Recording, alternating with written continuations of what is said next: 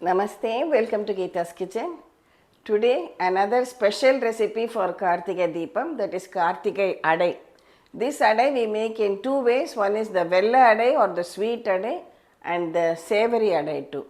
Come, let's see how to make it. For the Adai we will take 1 cup of raw rice, and this is Tubar dal 1/4 cup, Channa dal 1/4 cup, moong dal 1/4 cup, and just 2 tablespoons of this split black urad dal.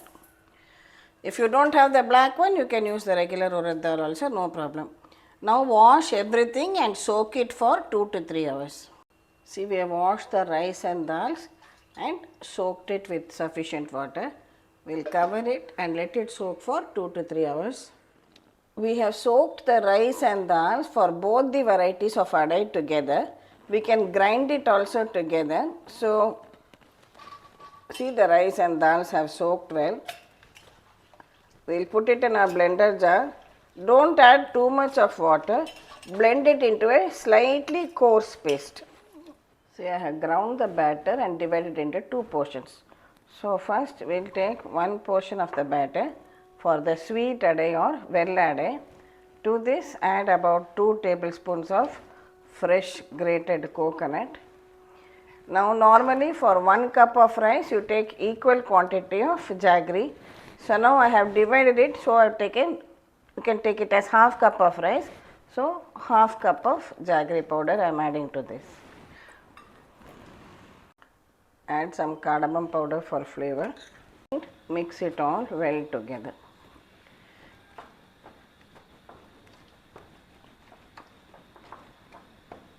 If you are using whole jaggery, then grate the jaggery finely, and you can just blend it for half a minute along with the dals in the mixie while grinding.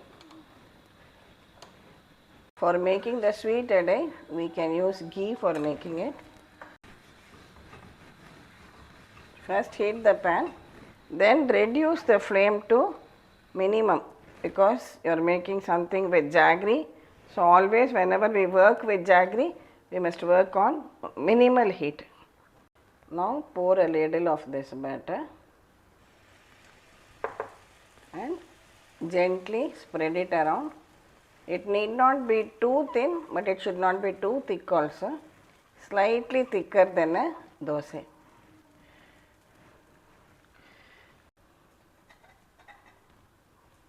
Make a hole in the center. Then spread some ghee all around the adai and in the center too. Allow to cook on a minimum flame. When it is cooked on one side, gently flip it over. See, if the flame is high, the adai will stick to the pan, so keep the flame low definitely and carefully remove it from the tawa and flip it over. Got a lovely color. Again, just a little bit of ghee, half a teaspoon of ghee all around. So when the other side is also done, we can remove the adai. Similarly, make with the remaining adai batter also. Just see the consistency of the batter. It is slightly thicker than dosa batter and it is not ground very fine.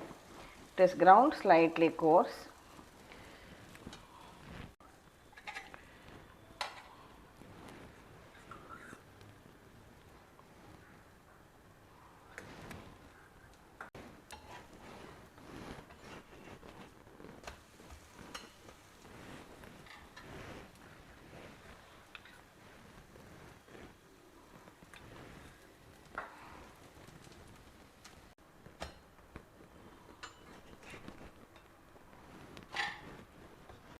Our Vella adai, that is the sweet adai for Karthigai Deepam festival, is ready now. Now this is the uppu adai or the savory adai. So the remaining batter we have taken. Add salt to taste. Then to this, take a teaspoon of whole black pepper and a teaspoon of cumin seeds or jeera. Coarsely crush them together. Add the coarsely crushed pepper and jeera to the Adai batter. Adding a little bit of Hing powder and some fresh curry leaves. Mix it all well together.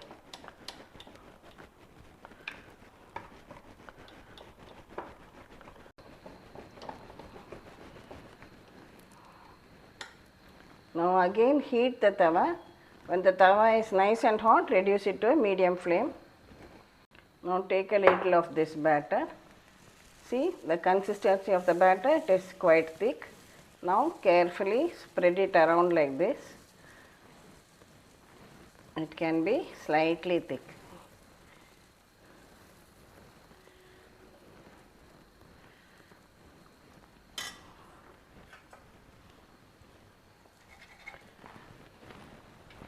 For making this Adai, we will use a til oil, that is sesame oil. All around and a little in the center too.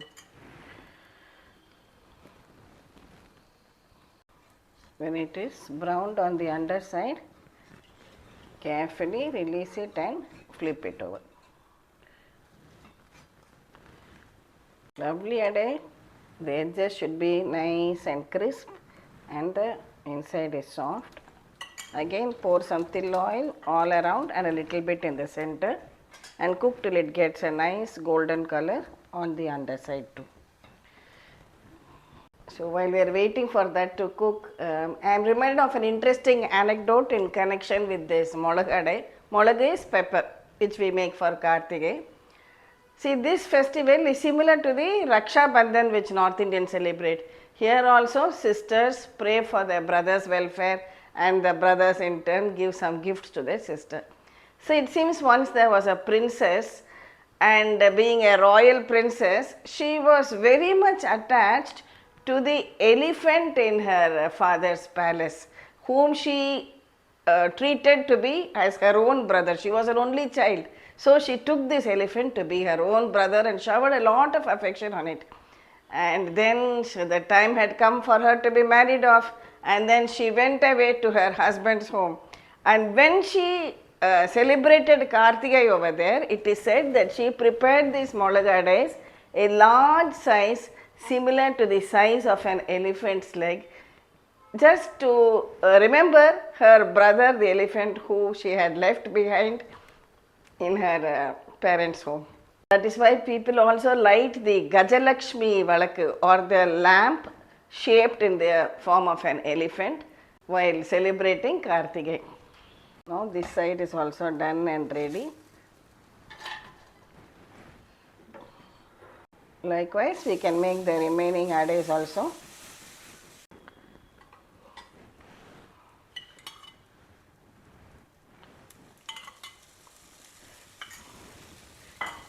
I got so involved in the storytelling that I forgot the grated coconut. So before you start making the Adais, you can add the grated coconut and mix it together. Some like to add it as very tiny pieces too, but grated coconut is fine. So our next Adai is also ready.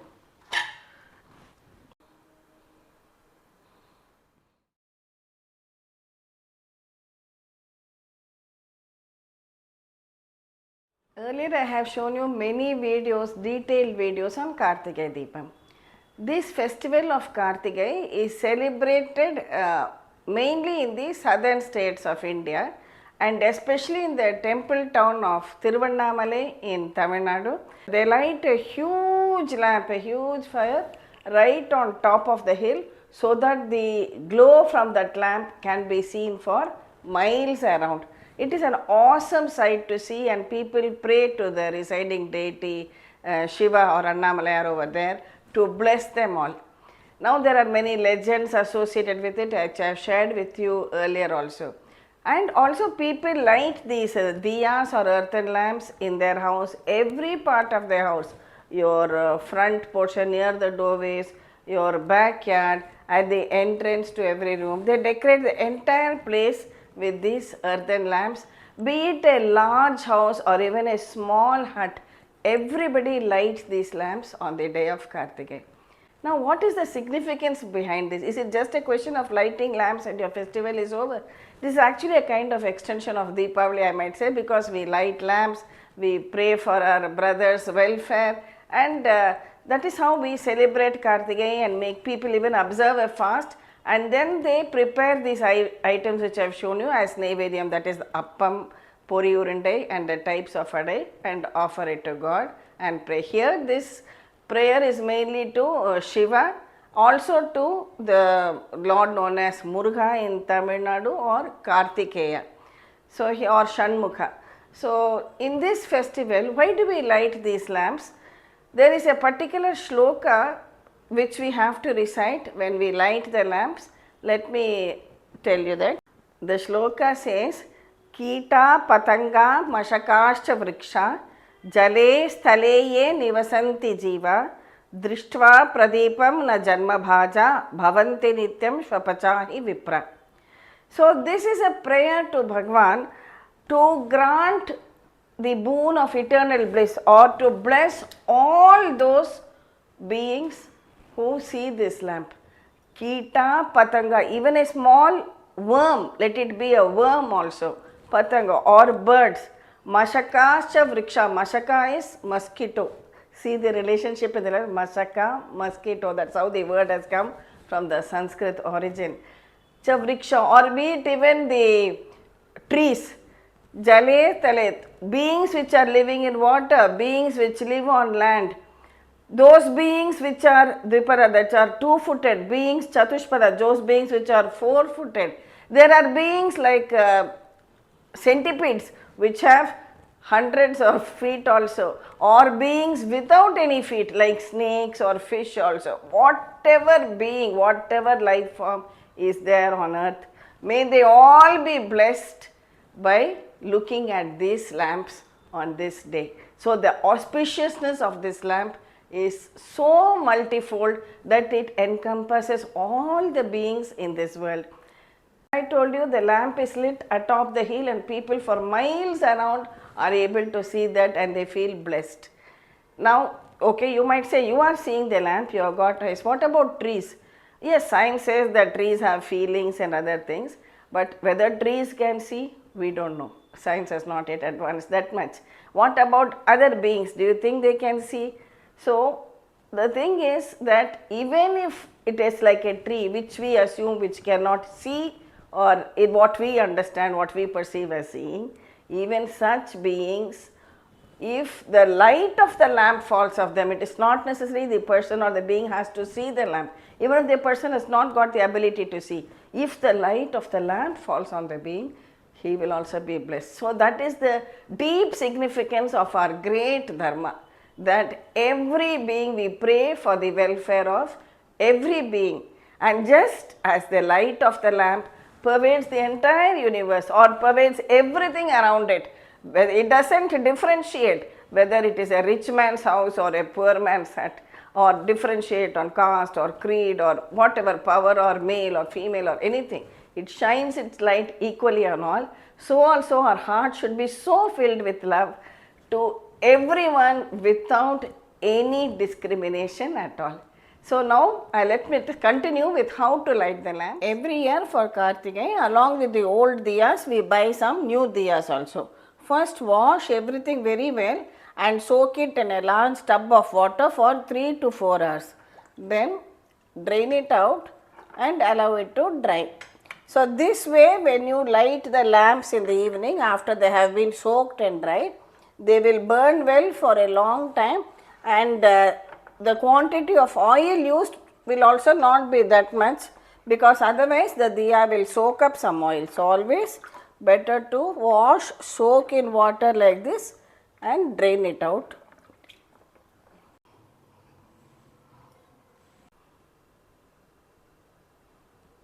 Earlier I have shown you how to wash the lamps, soak in water, dry it and keep it ready.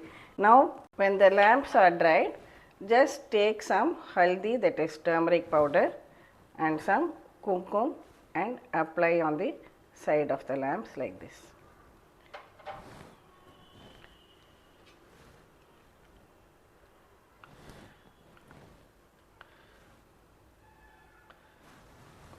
Always use either til oil or ghee for lighting your lamp. So normally we put a wick and we pour oil in the lamp, whether it is a brass lamp, silver lamp or a clay diya. Today I want to show you one more thing which I have done.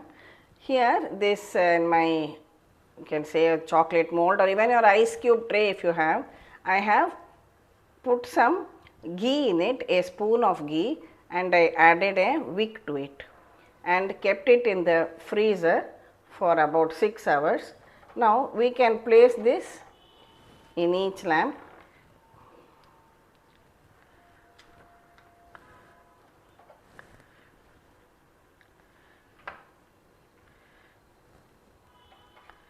I find this way it becomes very easy. I tried it with til oil also. Of course oil will not freeze as much as ghee does, but still see, you can just place it like this.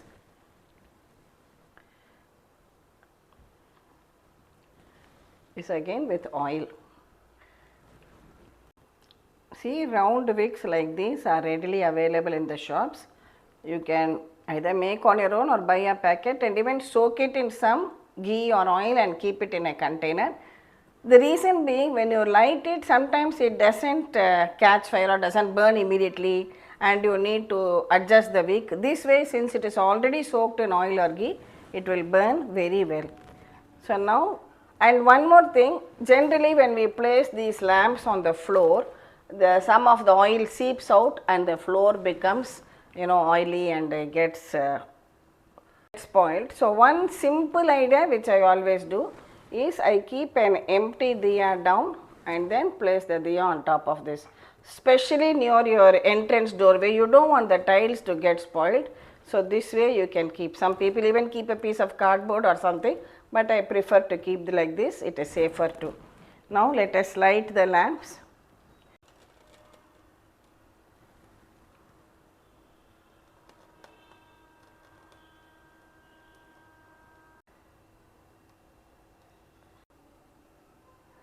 Similarly light all the lamps. So this way light all the lamps, offer your appam, adai and the puri urundais, and let us pray that Almighty blesses all of us with good health always.